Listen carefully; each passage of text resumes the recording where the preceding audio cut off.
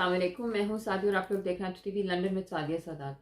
नाजरीन, आज के इस प्रोग्राम के अंदर भी मैं आपके लिए तीन बहुत ही अहम खबरें लेकर आई हूँ। सबसे पहली जो खबर है वो मरियम नवाज साहिबा की ज़मानत के हवाले से है कि क्या उनकी कल गिरफ्तारी हो जाएगी या नहीं। दूसरा, हमने देखा है कि जैसी लॉन्ग मार्च का जिक्र आया है और साथ ही कोरोना वायरस की एक नई लहर है जो पाकिस्तान में आ गई है।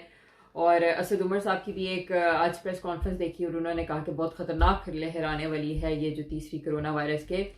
तो आखिर ये लॉन्ग मार्च से ही कबल क्यों। फिर जो तीसरी खबर है वो है कि क्या हमजा शहबाज शरीफ को वज़ीर आला पंजाब बनाने की कोशिशें जारी हैं, और अगर जारी हैं तो वो किस हद तक, और क्या शवाहिद हैं हमारे पास जो हमें इस तरफ पॉइंट आउट करते हैं कि ये सब कुछ होने जा रहा है। फिर कुछ एक दो अहम ट्वीट्स हैं जिनका मैं आपके साथ जिक्र करना बहुत ज़रूरी समझती हूँ। और कैमरे वाली जो कहानी है सेनेट की, उसके बारे में एक बहुत ही इंतहाई दिलचस्प मालूमात है जो मैं आपके साथ शेयर करना चाहती हूँ। तो इन सब को बताने से पहले मेरी आपसे रिक्वेस्ट है कि आप मेरे चैनल को लाइक करें, शेयर करें और सब्सक्राइब करें। जी तो नाज़रीन, जैसे मैंने आपको पहले बताया कि जो सबसे बड़ी और अहम खबर जो मेरे पास है वो मरियम नवाज साहिबा के हवाले से है।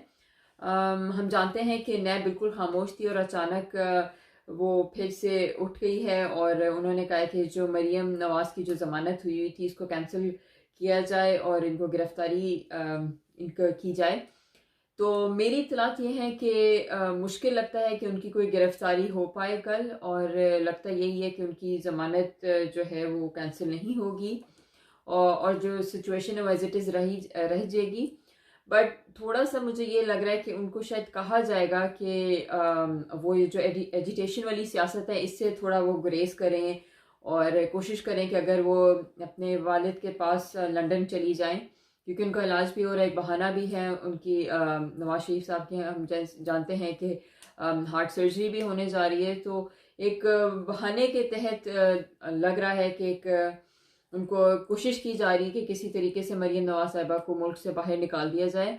क्योंकि हम देखते हैं कि मरियम नवाज साहिबा ने अभी फ़िलहाल बहुत ही एक की प्लेयर हैं जो पीडीएम की सियासत में जिस तरीके से चल रही है, और वो जो रोड शोज़ करना, उनके बहुत कामयाब जलसे हम देखते हैं रिसेंटली के, बहुत कामयाब जलसे रहे हैं और काफ़ी पब्लिक को इकट्ठा करने में वो कामयाब हो जाती हैं।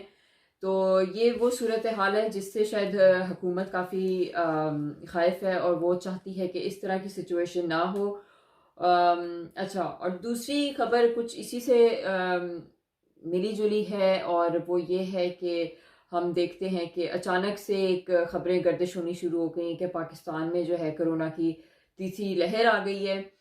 और शायद यही वजह है कि जीटी रोड के आसपास की जगह और मकामात को कहा गया है कि लॉकडाउन की सिचुएशन कर दी जाए, ताकि अब पता नहीं है कि ये चीज़ें खुद से बनाई गई हैं या वाकई में ऐसा है, क्योंकि फिगर्स तो या फर्ज करना या ट्वीट करना तो कोई हुकूमत के लिए प्रॉब्लम नहीं है फ़िलहाल, जैसे कि हर दफ़ा होता रहता है, तो इस दफ़ा भी होने में कोई मज़ाइका नहीं है। अच्छा, अब जो दूसरी अहम खबर है वज़ीर आला के हवाले से, सुनने में कुछ इस तरीके से आ रहा है कि वो कोशिश कर रहे हैं कि अगर मरियम नवाज साहिबा को बाहर निकाल दिया जाए और उनकी जगह उनको कहा जाएगा, अगर ये प्रपोज किया जा रहा है कि हमजा शहबाज को वज़ीर आला लगा दिया जाए पंजाब का। बट ये उस सूरत में होगा कि अगर वो कन्विंस कर पाएँ मरियम नवाज साहिबा को मुल्क से बाहर जाने में। अब देखते हैं कि इस सिचुएशन होती है, बिकॉज काफ़ी मुश्किल हो जाएगा। मरियम नवाज साहिबा ने आखिर बहुत अभी तक तगोदो की है और अपना स्टांस उन्होंने बहुत ही क्लियर कट रखा है और काफ़ी पब्लिक भी इकट्ठी करने में वो कामयाब रही हैं। तो देखते हैं कि ऐसा हो पाएगा कि नहीं हो पाएगा। बट खैर ये सजेशन है उनको दी गई है कुछ आला अहदेदारान से, तो देखते हैं कि अब क्या होता है उसके हवाले से। अच्छा, जो अब थोड़ी सी हम बात करते हैं एक बहुत ही जो इसके हवाले से ही थोड़ी जुड़ी हुई एक ट्वीट का, जिसका मैं जिक्र करना ज़रूरी समझती हूँ।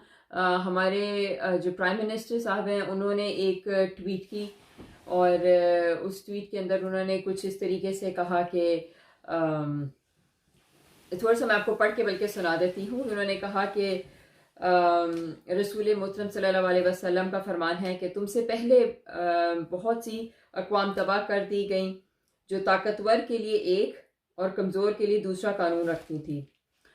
तो इसके ऊपर मरीम नवाज साहिबा ने भी जवाब दिया और उन्होंने कहा, आवाम का आटा चीनी खा गए, खुद एटीएम्स के पैसे पर अय्याशी करते हुए करोड़ों अवाम पर महंगाई और नाअहली का अजाब मुसल्लत करके भाषण देते हो, या आसिम सलीम बाजवा को सुना रहे हो जिसके अरबों रुपए को आपने तहफ़्फ़ुज़ दिया। दुनिया को पागल समझ रखा है क्या, या अहमकों की जन्नत में बसते हो। अच्छा, ये थोड़ी सी ट्वीट चल रही थी और बैकग्राउंड में हम देखते हैं कि मरीम नवाज साहिबा को उसके बाद बहुत ज़्यादा धमकी आमेज कॉल्स आनी शुरू हो गई। उनको कहा गया कि आपको स्मैश कर दिया जाएगा। ये वो खबर थी जो इंटरनेशनल मीडिया के ऊपर भी बहुत ज़्यादा उठाई गई और CNN के ऊपर भी इसकी एक पूरी रिपोर्ट की गई और इंडिया को एक बहुत बड़ा मौका मिल गया हमारे बारे में बात करने का कि ये देखें ये किस तरीके से कहा जा रहा है। तो ये कुछ चीज़ें हैं, इसी वजह से इसका अचानक हम देखते हैं कि ये नैब भी जाग गया है, नैब की खबरें गर्दिश करने आ गई हैं और वो जो चौधरी मिल्स वाला केस है वो भी सामने आ गया। अच्छा, अब एक थोड़ी सी और अगर हम लोग इंटरनेशनल मीडिया की बात कर रहे हैं तो एक और जो हमारा एक और मैं कहूँगी कि वेल ऑर्केस्ट्रेटेड प्ले जो हम लोगों ने देखा सेनेट के चेयरमैन के इलेक्शन के हवाले से और जो डिप्टी चेयरमैन का इलेक्शन हुआ, तो उसके हवाले से भी इंटरनेशनल मीडिया ने काफ़ी इस बात को उछाला है। स्पेशली जो कैमरे लगे हुए थे बूथ के अंदर, वो एक काफ़ी मज़ाइका खेज बात बन गई कि ये दुनिया में कहीं नहीं देखा गया हम लोगों ने कि इस तरीके से पोलिंग बूथ को जो है वो आपने वहाँ पे कैमरे नस्ब किए हों और इस तरीके से आपकी मॉनिटरिंग हो रही हो कि आपने किसको वोट दिया है। ये तो आई थिंक बुनियादी अपने हकूक़ की भी खिलाफ वर्जी है। फिर इस पे आज जो हम देखने में आता है कि फवाद चौधरी साहब ने एक कॉन्फ्रेंस की, उन्होंने कहा है कि हमने नवाज खोकर को और मुसद्दिक मलिक को एक जुर्माने का जो है वो पर्चे भिजवा दिए हैं। 54,000 का जो है वो दोनों के ऊपर हम लोगों ने लगा दिया है जुर्माना।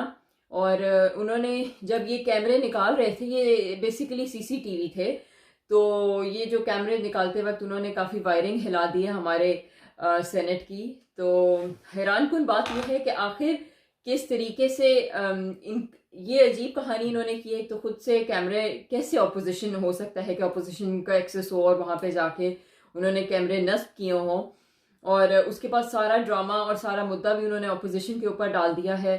तो ये एक और ड्रामा है, जैसे मैंने आपको पहले कहा। तो वो एक बहुत प्लान्ड ये सारी चीज़ थी कि पहले एक प्लान ए था कि इस तरीके से वोटिंग सिस्टम को हम लोग मॉनिटर करेंगे, फिर बाद में उनको ब्लैकमेल किया जाएगा। जब वो वाला प्लान फेल हो गया तो उन्होंने बताया कि आपने खानों के अंदर मोहर लगानी है, और मेरे पास वो वीडियो मौजूद है जिस तरीके से बताया जा रहा है। शेरी रहमान को भी इंस्ट्रक्ट किया जा रहा है कि आपने खाने के अंदर इधर जहाँ मर्जी हो आपने वोट मतलब ठप्पा लगा देना है।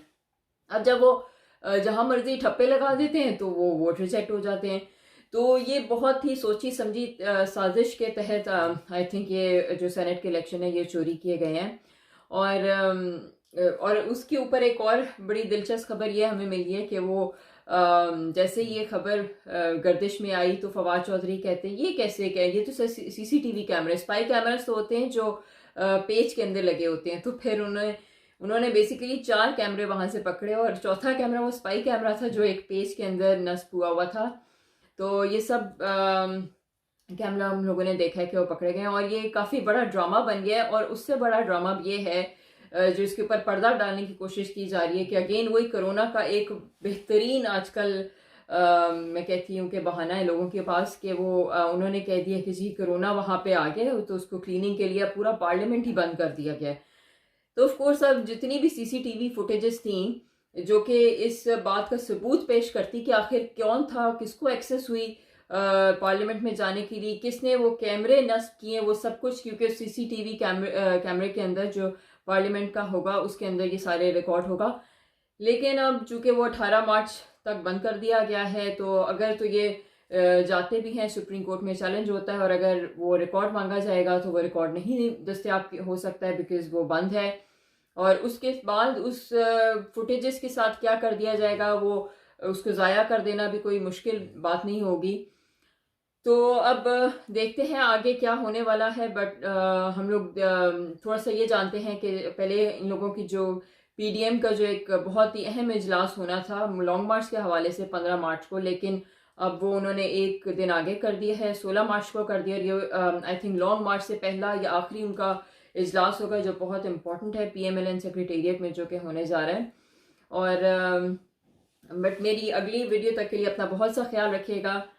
पाकिस्तान पाइंदाबाद।